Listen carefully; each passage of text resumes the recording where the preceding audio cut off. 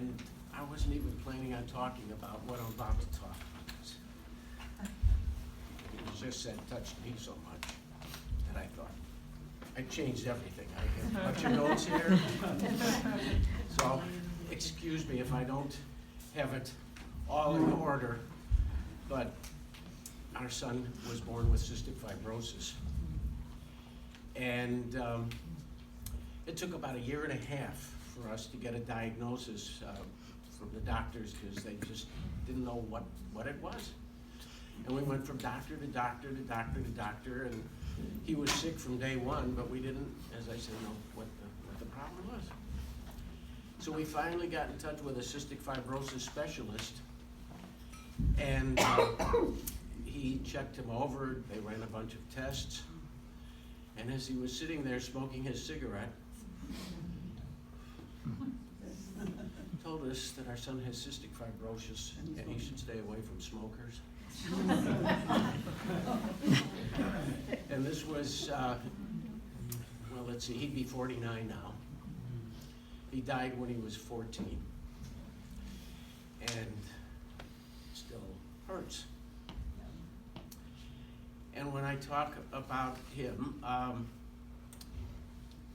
they put him on all sorts of medication. And then you heard previously that I'm a doctor of chiropractic medicine, and I'm also a acupuncturist. I do a lot of dietary nutrition training. And anyway, we started with all the medication, and then I kind of changed my mind about it because I thought maybe there's another way.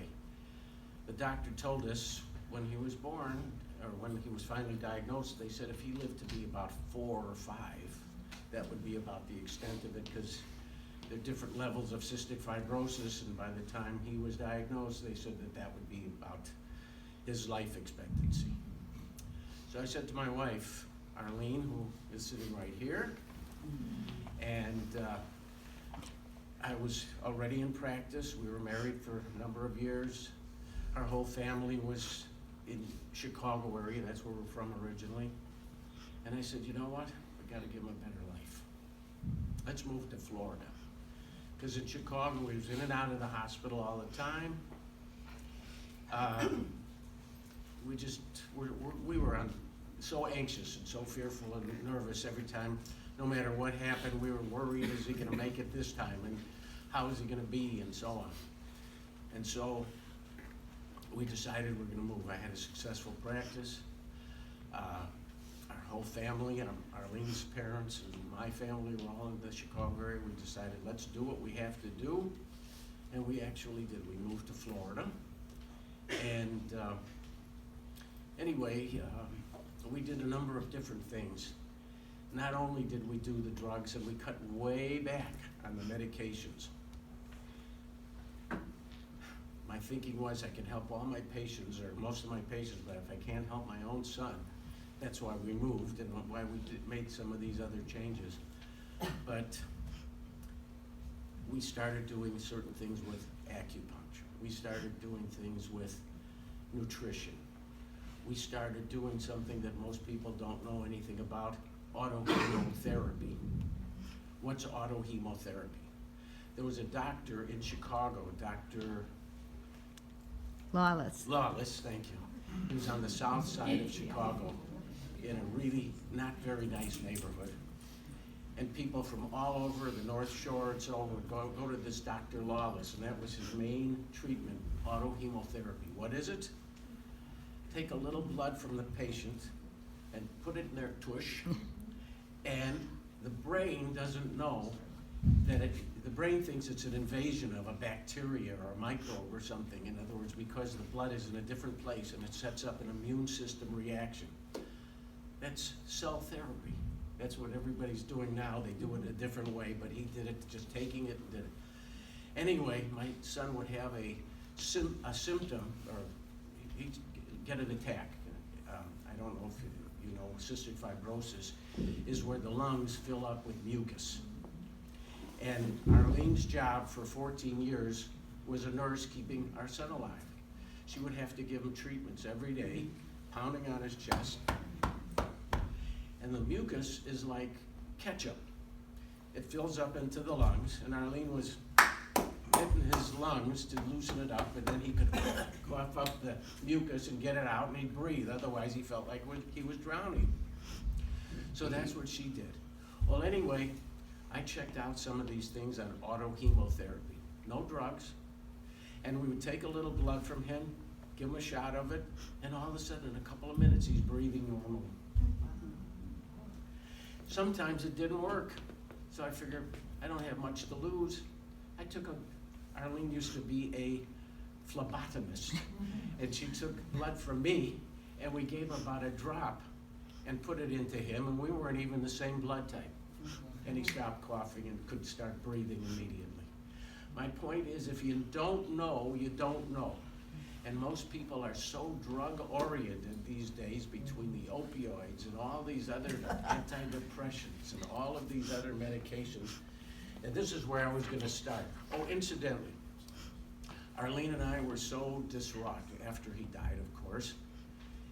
And we were just, like they say that the divorce rate after a child dies is like about 70% of the parents get divorced because they're just so distraught and they don't know how to express themselves to one another.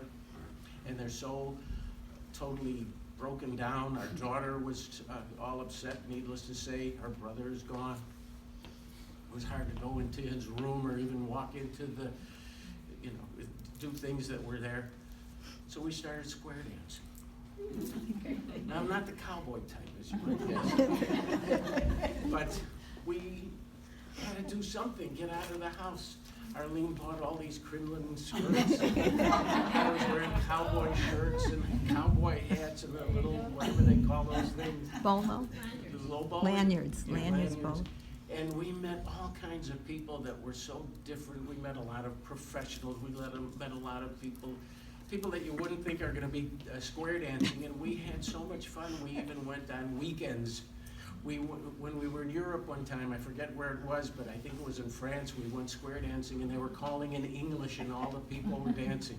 My point is, you gotta get your mind straight. You have to, when people have problems, you gotta do things that you might not even ever have thought about doing. And it literally made us feel much better.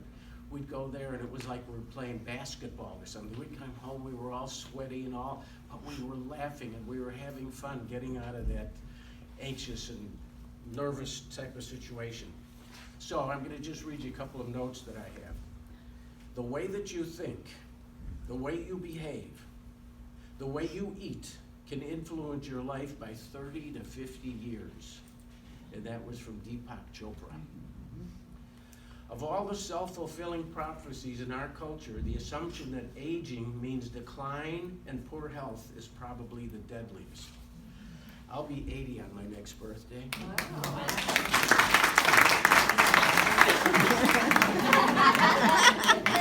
And Arlene is 75. And we're both cancer survivors. Neither of us take any medication. Nothing. Nothing. Zero. Zilch. Nada. We don't take any medication. We do take a lot of nutritional supplements.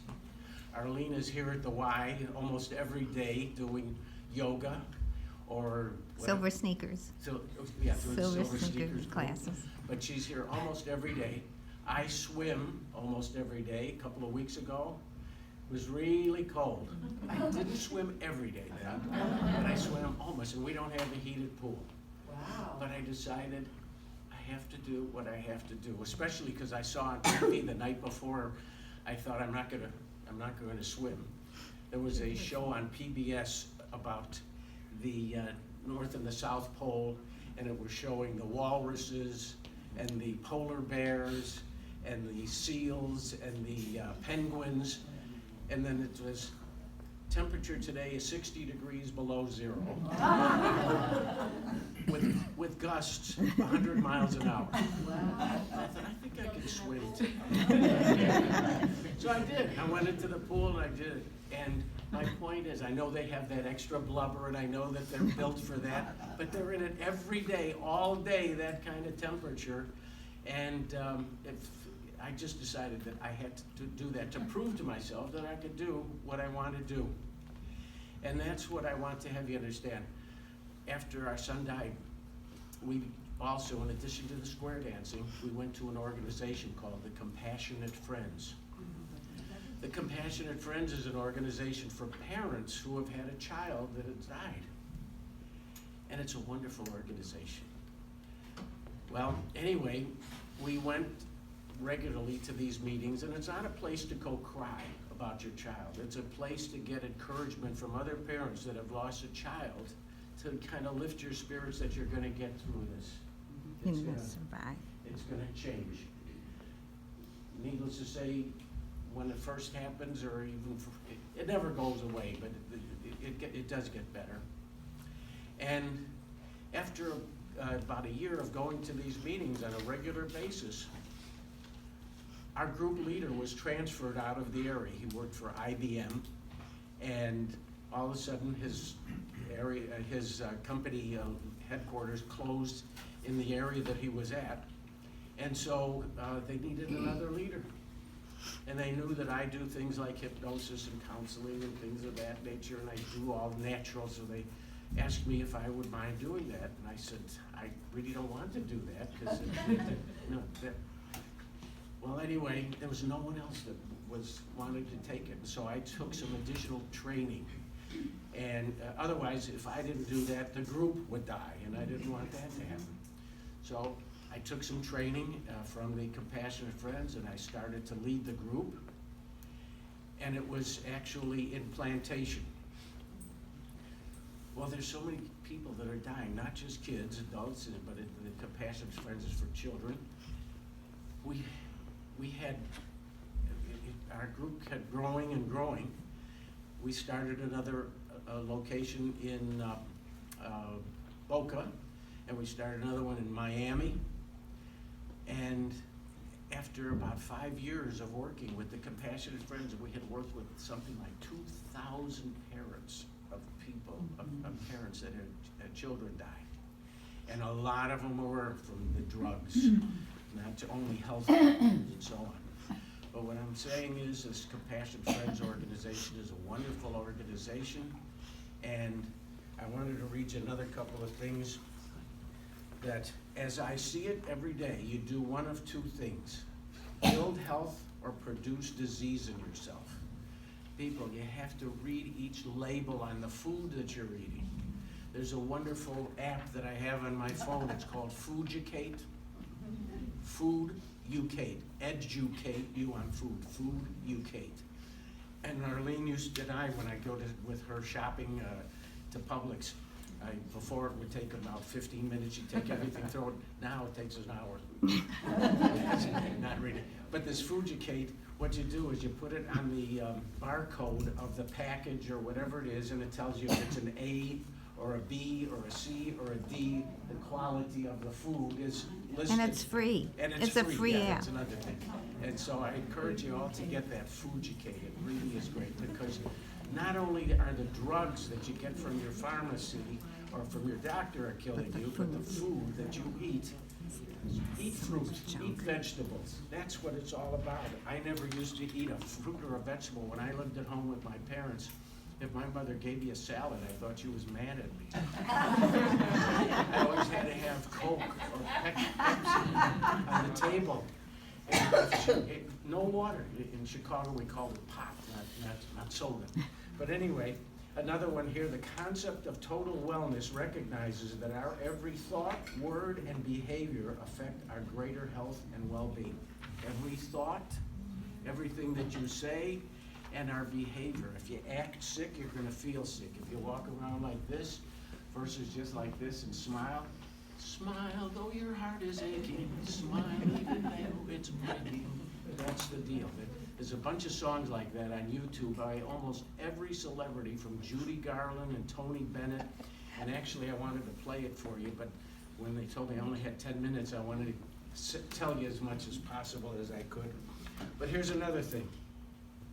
The first disaster is if you kill people. The second disaster is if you cure people. This was said by one of the big pharma pharmacological executives. And by that I mean the doctors want to help their patients. There's no question about it. They're kind of ignorant to a degree as to they get a lot of the information from the people that come in and are selling them the drugs so that they'll write prescriptions for them. And so the point is, if they don't kill you, but they don't cure you, but they make you feel better, you're addicted to those drugs for the rest of your life, and you don't want to get off of them. I'm going to tell you about this little article that I have, Healing with Sham Surgery. Could the mind help halt knee pain? Anyway, just to make it short, there was a group of doctors that decided that they were going to do a study, and people that had knee pain, either they took a test group of people. They said, some of you are going to get a placebo surgery, and some of you are going to get the real surgery. Well, anyway, some they replaced the knee joint. Some they did arthroscopic surgery, just scraped the bone to remove some of the excess bone that was there rubbing. And some they just took a scalpel and they made a line on the knee and then stitched it up. That's all they did. 2 years after the sham surgery, patients reported the same amount of relief and pain and swelling as those who had the real operation. 4 out of 5 patients said they would recommend it to a friend. Does that show you how the mind affects the body? Now, I'm going to just have you imagine this. Imagine that you're in a movie theater, like you're sitting here, and you're watching on the screen, and it's a real scary movie, a horror movie. And in these movies, the sound is louder than reality, the people are giant, boom, boom, and the shooting and so on. And as you're watching this movie, and Arlene does that at home, she often grabs my hand while we're watching something scary, but especially in a movie theater, and you sit there and you do this, and it makes your heart palpitate. It makes you flushed. It makes goosebumps come out on your body, all of these things, but it shows you, you know it's not real. You know that it has nothing to do with anything, but it makes your heart affected, it makes your blood pressure, it makes every cell and every tissue in your body is affected. Isn't that so? That's what happens when you keep on thinking, oh, I'll never get well. Oh, this is terrible. Oh, I'm always going to have this problem. I'm never going to get better. Not too long ago, because Arlene mentioned our silver sneakers, Medicare. So, needless to say, every year I go for my annual checkup. And I was late for my appointment. I was busy with patients in my office, and so I just kind of finished up, ran out, drive over to the office of the doctor that I was going to real fast. And he was in a big office building with a number of floors in it, so there were 2 elevators, and there were a bunch of people in front of the elevators waiting for the elevator. I was late for my appointment, so I decided I'm going to run up the stairs, which I did, and I got there, and the nurse took me in, she weighed me, took my blood pressure. Oh, your blood pressure's high. I said, I just ran up the stairs. I was running here, and so, okay. The doctor came in a few minutes later, and he said, wow, look at your blood pressure. I usually run about 110 over 70 or 65, and my pulse is usually about 62. And he's looking, he says, wow, your blood pressure's way up. He said, we got to get you on something here, because you're flirting with a stroke or a heart attack. I said, wait a minute, that's the first high blood pressure reading I've ever had. He says, listen, we're the same age, I've known you for years, and I wouldn't recommend something, I take this myself. He says, I said, that's because you don't know any better. I joked. And anyway, I didn't take it. And I have a blood pressure unit in my office and Publix and so on. Anyway, I want you to understand, basically that's it. I am not a big drug proponent. I'm not opposed to it. When I had cancer, I took some for a day or two. As a matter of fact, they wanted me to be an inpatient for 5 days. I checked out immediately. I won't go into that. I didn't even stay in the hospital. And then they gave me 2 prescriptions, and on the way home, we filled them.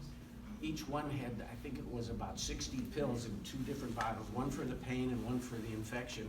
I took one of each, and my nephew, who recently passed, who was also with opioids, said, "I'll buy them from you, Uncle Sherwin." I said, "I wouldn't give them to you," and I threw them in the toilet. In other words, took one from each bottle, and that was the end of it. Anyway, thank you for your kindness, and if I can be of any